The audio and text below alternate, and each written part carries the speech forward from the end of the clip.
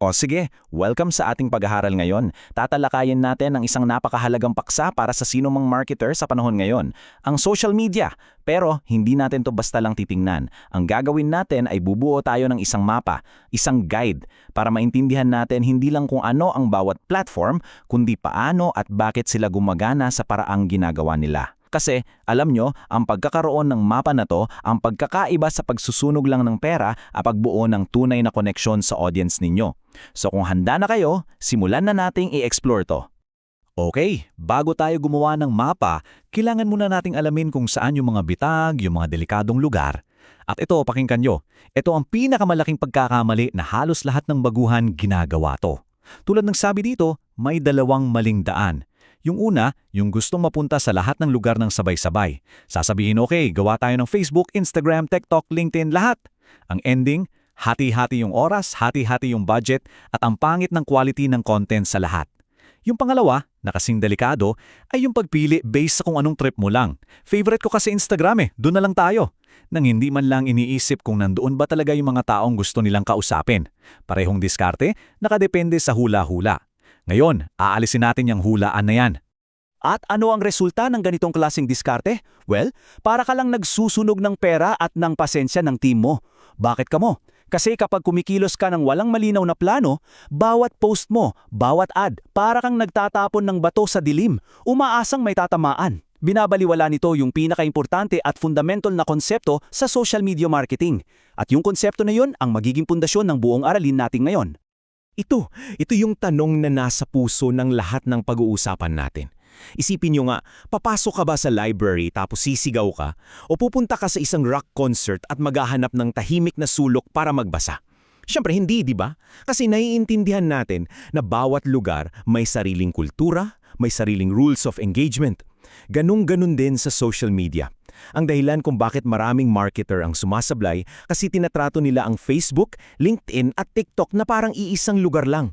Hindi pa nila natututunan na bawat platform ay isang magkaibang mundo na may sariling lengguwahe, sariling customs. Para maging successful, kailangan nating maintindihan yung mga kulturang yan. Dito na tayo papasok sa unang major concept natin, ang kultura ng platform. Isipin mo na lang na isa kang turista. Bago ka pumunta sa Japan, di ba, magre-research ka muna. Aalamin mo kung paano yung tamang pagbaw, kung ano ang mga dapat at hindi dapat gawin. Kasi kung hindi, kahit hindi mo sinasadya, baka magmukha kang bastos. Ganyan din sa social media. Ang bawat platform ay parang ibang dansa. Mayroon silang mga unwritten rules. Yung joke na patok sa TikTok, baka ma-offend yung mga tao sa professional na environment ng LinkedIn. Yung mga napakagandang litrato sa Instagram, baka hindi pansinin sa X na mas mabilis at text-based. Ang pag-unawa sa kultura ang step 1 bago pa man tayo gumawa ng kahit anong content. Ngayon, para makapag-navigate tayo sa mga kulturang to, may isang salita tayong kailangang i-master, native content. Sabi sa definition, ito ay content na akmang-akma sa kultura at karanasan ng gumagamit. Pero ano ba talaga ibig sabihin yan? Sa simpleng salita, hindi lang ito tungkol sa wag magmukhang ad. Ito ay tungkol sa tatlong bagay, format, tono at paksa. Ang native content sa YouTube, mahahabang video. Sa TikTok, may ikli. Ang tono sa LinkedIn, professional. Sa Snapchat, sobrang casual at mapaglaro.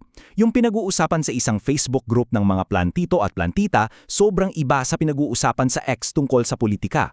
Kapag yung content mo tumama sa tatlong yan, nagiging native siya. Nagiging parte siya ng usapan, hindi istorbo. Oh, tingnan natin tong example.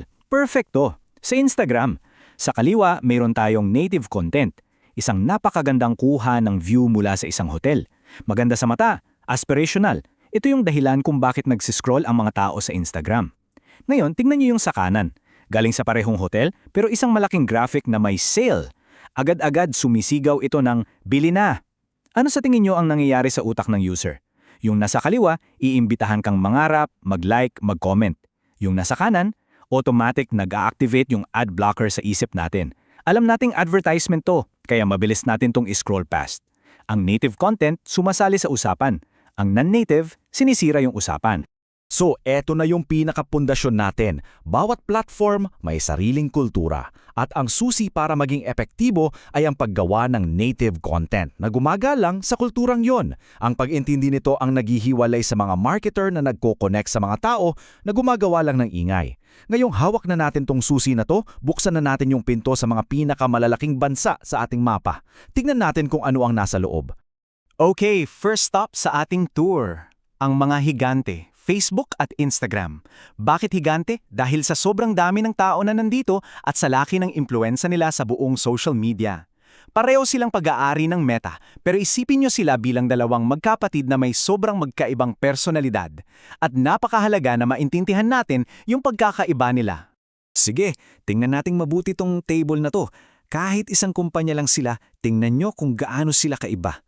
Gamitin natin tong analogy ha. Ang Facebook para yung isang malaking town plaza. Tingnan nyo yung audience at kultura. Malawak para sa lahat.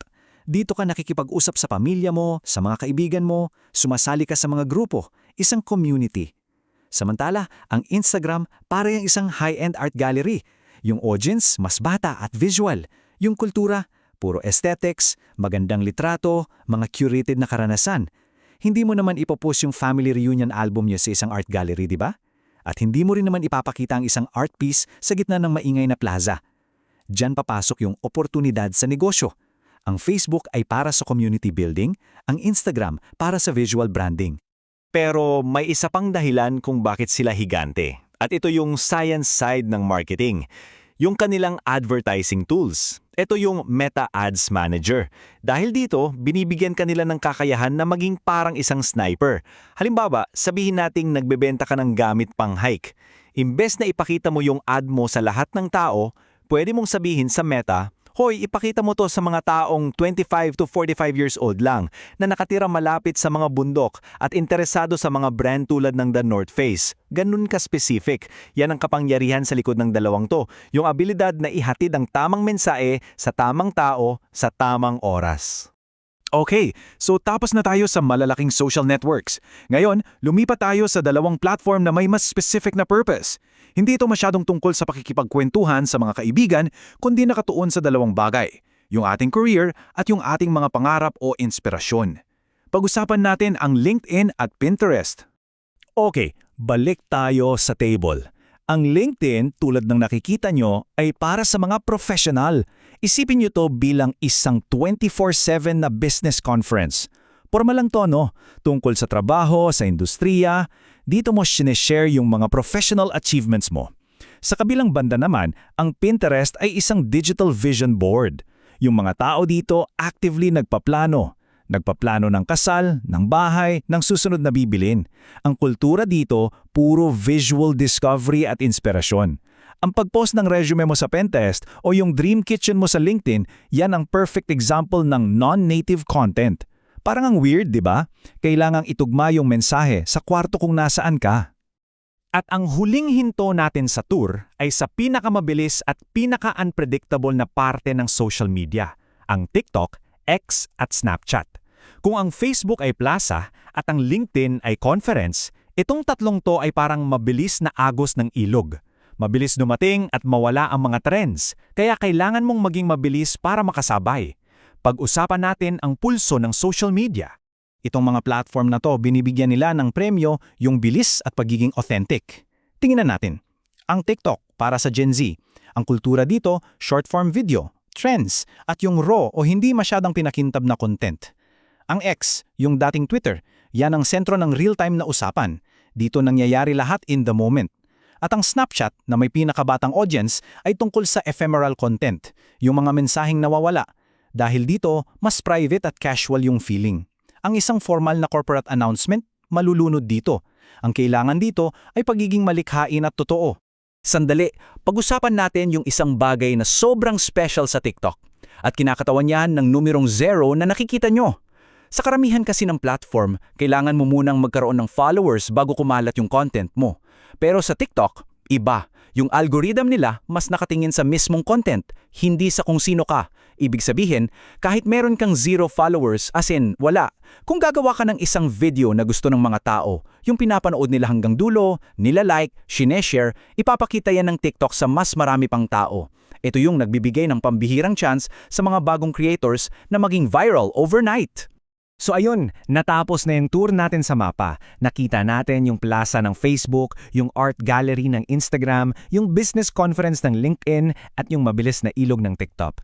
Malinaw na ngayon na bawat platform may sariling mundo. Kaya ang pinakaimportanteng tanong ngayon ay, sa lahat ng lugar na to, saan ka dapat? So lumipat na tayo mula sa pag-intindi papunta sa pagpili ng tamang diskarte. Ang tamang sagot ay hindi kailanman, Facebook ang best o dapat lahat tayo nasa TikTok. Ang tamang tanong na dapat mong itanong sa sarili mo ay ito. Saan nagtatagpo yung tatlong bagay na to? Yung audience mo, yung goal mo, at yung content na kaya mong gawin. Yung intersection point, yung lugar kung saan nagkakatugma yung tatlong yan, yun ang sweet spot mo. Yun ang tamang platform para sa'yo. Okay, para matulungan kayo na mahanap yung sweet spot nyo, heto ang isang simpleng 4-step framework. Step 1, kilalanin ang audience mo. Saan ba sila tumatambay? Hindi mo sila masasalubong kung hindi mo alam kung nasaan sila. Step 2, alamin ang layunin mo. Ano ba talaga ang gusto mong mangyari? Magbenta o gusto mo lang makilala? Yung goal mo ang magsasabi kung anong gagawin mo. Step 3, itugma ang content mo. Maging honest ka, saan ka ba magaling? Sa pagsusulat ba? Baka LinkedIn yan. Sa video? Baka TikTok. At panghuli, at napaka-importante, Step 4, magsimula ng nakatuon. Please, huwag subukang sakupin ang buong mundo. Pumili ka lang ng 2 o siguro 3 at dun ka mag-focus. Maging master ka doon. Yan ang proseso para maging strategic at hindi nanguhula. Okay, bago tayo magtapos, i-recap lang natin yung mga pinaka-importanting aral.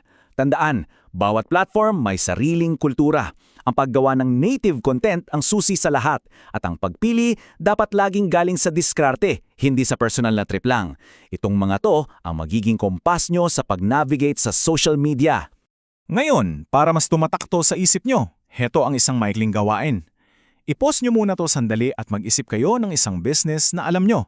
Pwedeng yung coffee shop sa kanto, isang tech company, kahit ano.